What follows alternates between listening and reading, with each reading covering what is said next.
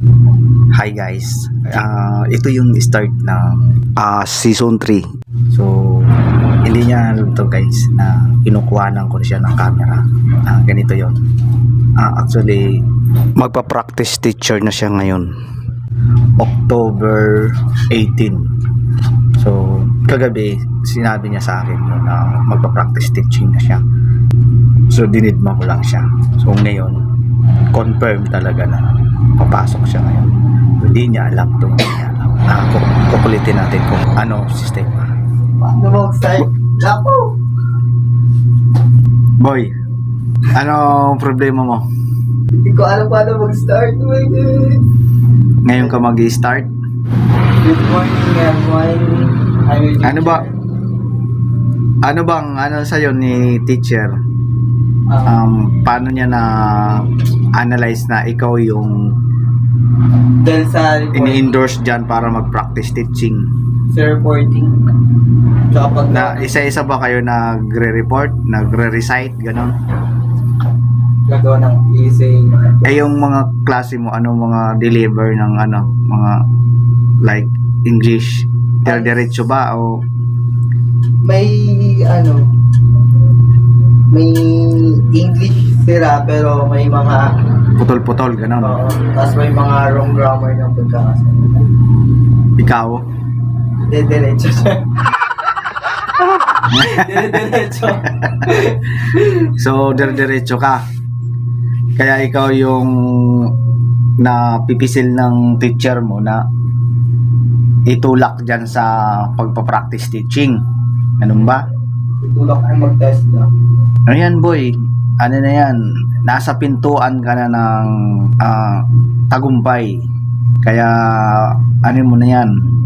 Grab mo na yan. Wala mag-start. Kaya ako'y kinakabahan din. Ibig sabihin, boy, sa buong dalandanan, top 1 ka. Kaya ikaw yung Top 1. ikaw yung kinuha. Buong Valenzuela als top 3. Dito lang sa Andalandanan, top 1. Oh, wow. Sa dalandanan, ikaw ang top 1. Sa buong Valenzuela als top 3 ka. Wow.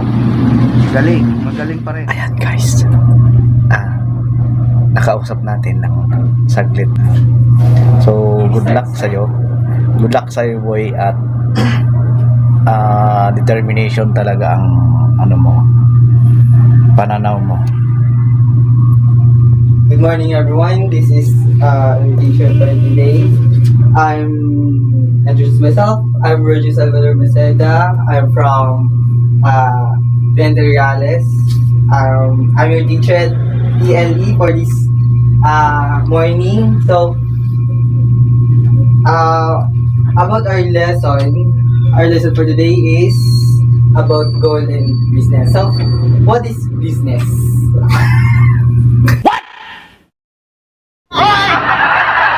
Hindi kita matutulungan. Suluhin mo yan. Ano ako? About business. So, what did you think about business? Monkey business. Monkey business? So, raise your hand if you want to recite. Guys, I give you a score for this day kasi ngayon lang din ako magtuturo sa inyo. Kinakabahan ako. Puta, yun na. Okay.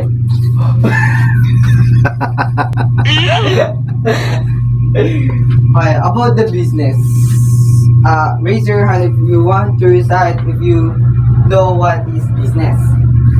So, yung business, anong pagkakaintindi mo sa salitang business? Okay.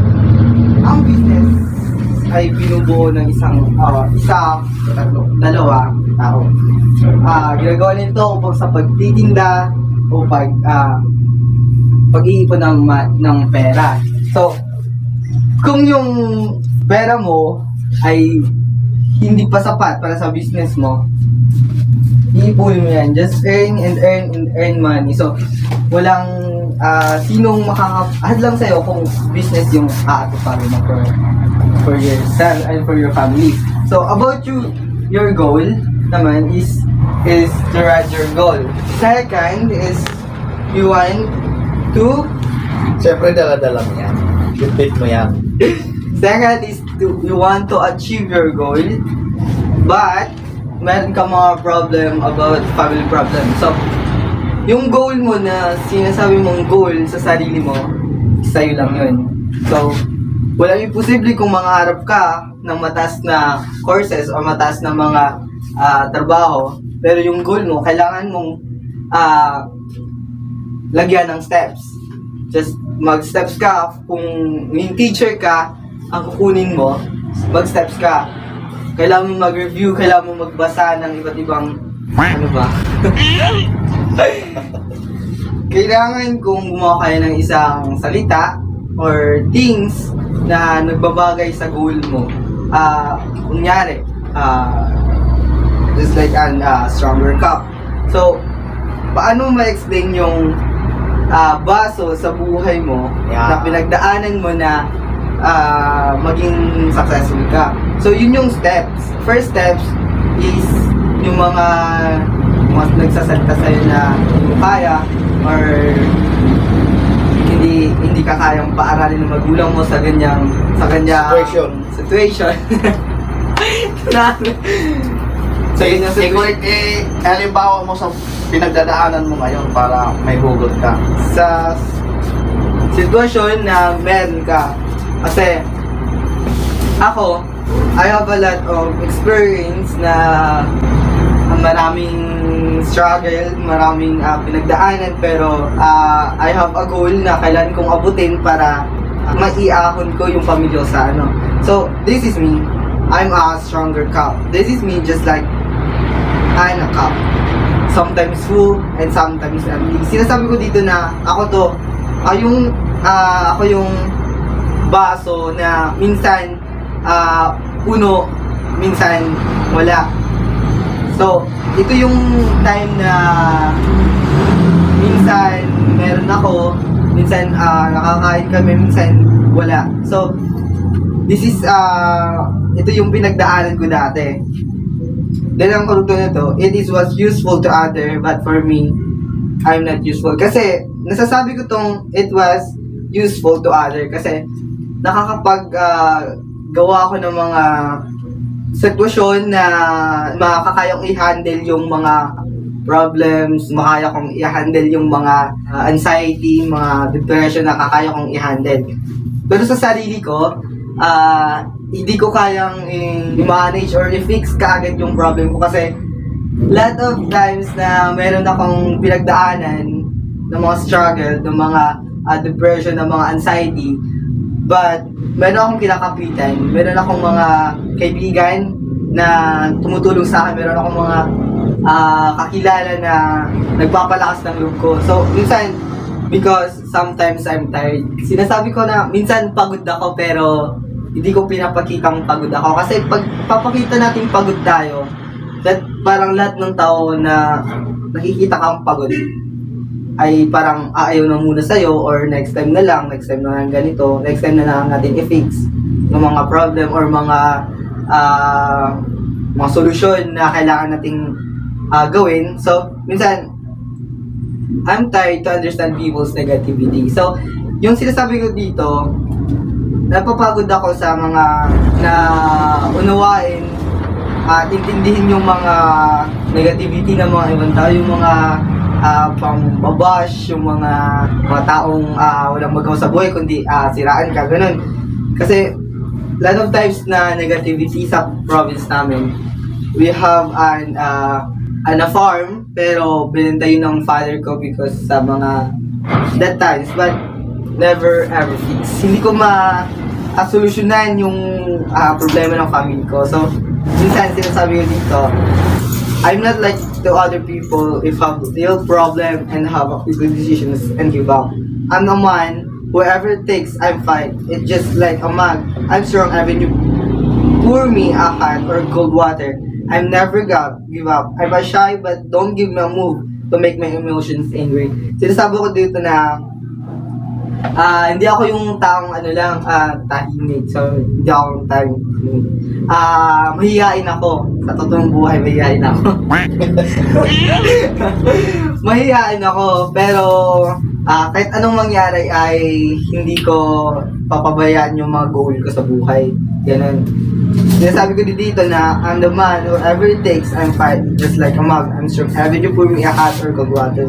So, dito naman sa karugtong, I'm a shy, but don't give me a move to make my emotion angry. Sinasabi ko dito na mahiyaan ako, pero wag mo kong pakitaan ng galaw na yung emotion ko ay magagalit sa'yo kasi iba ako pag magalit. Hindi totoo yan. Hindi ko sasabihin kung anong mga pinagdaan ko. Pero I'm a quiet but I'm gonna make your head burn.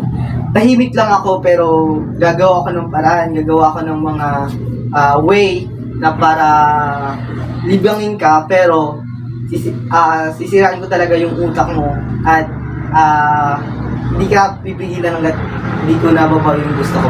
Ganun akong klaseng tao kasi lot of times na kaya ko ngang i-fix yung problem, hindi ko kayang i-fix yung problem ko. So, pag hindi ko ma-fix yung problem ko kaagad na ginawa mo, so, ibabalik ko sa'yo yung problem na binigay mo sa akin. So, ikaw yung mag-fix nun kasi babalik na rin kita sa sitwasyon. Kasi, marami mong pinagdaanan ng ganyan, kaya huwag mong subukan. Huwag mong subukan. Masisira ang buhay mo. Sabi ko dito, but careful to handle it because sometimes they have a cup that he give up and feels tired. Love him just like you love yourself. Because if you love yourself, million of people love you and remember you just like a stronger car. So, sinasabi dito na mahalin mo siya katulad ng pagmamahal mo sa sarili mo kasi pagmahal mo ang isang tao, ang mga tao, mamahalin ka din ng milyon-milyong mga tao. So, marami ding makakamiss sa'yo, marami ding mga taong hinahahanapin ka na kagaya ng baso, di ba? If you want to wake up in the morning, di ba, naghahanap tayo ng baso kasi gusto nating magkape. Pero hindi ako nagkakape. Sana all. Nagiinom lang ako ng tubig every morning. So, yan. Ganun yung mga naranasan ko. Kaya, ginawa kong step or motivation yung ganong story ko dati sa buhay ko. Diba? Ginawa ko siyang motivation kasi yun yung start ng goal ko na gusto kong tuparin. Actually, yung goal ko talaga sa buhay is magiging attorney. So now, dahil nagbago yung isip ko, gusto ko namang mag-architecture, pero bumagsak ako sa teacher. Ganun. So, gusto kong magsulat kayo ng tula, bagay or things, whatever things, basta feeling mo ikaw yung bagay na yun, feeling mo ikaw yung nawawala or palaging na parang nababasag, ganun. So, kung ikaw yun, at kung mayroon ka pinagdaanan, isusulat mo sa papel, gumawa ka ng talata, then ipasa mo sa akin, this you want to recite one on one. So, yun lang, babalik ako mamaya. So, thank you for listening. Anong kailangan kong gawin upang malaman mo?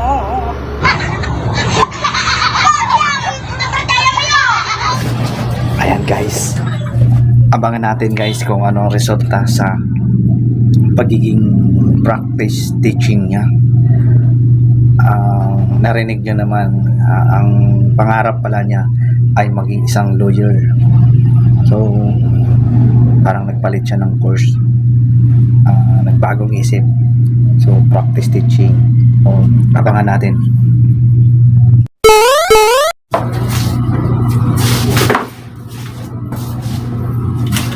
Nga boy, resulta. Anong balita sa ano mo? Okay lang naman. Ano okay lang naman? Okay. Okay lang Nakasurvive. naman. Ayun, good. Hindi ka binuli, hindi pinagtawanan. Ba't ang pinapagpatawanan? Bakit? Malay, tsaka ka seryoso eh. So, nawala ng hiya mo. Wala yung iya ko. Kumapal yung mukha ko. Ito pala. Yung una, ano una? Napakilala ko. Then, sunod na. Walang mga nag-aangas na estudyante sa'yo. Wala, timing sila. Atay. Kasi nandun din yung principal sa likod. Parang may nag-observe Oo. kung paano kang mag-deliver siguro ng Basta 93%. Galing, no? Good. Kapir. Ayan guys, nakaraos yung natin, no? Yung teacher natin. Nakaraos sa mission. So, sana maging tuloy-tuloy yung confidence niya sa sarili niya as teacher, no? Ayan, very good, nice. Success daw. Wala namang aberya. So, abangan yung mga next moment.